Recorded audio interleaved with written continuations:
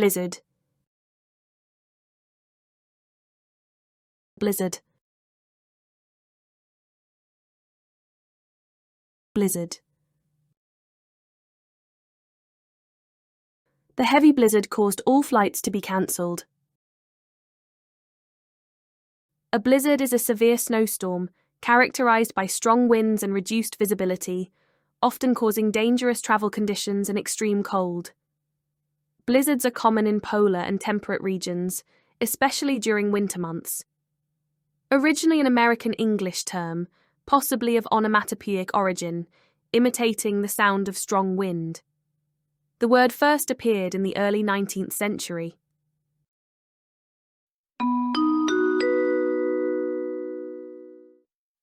Thank you for watching.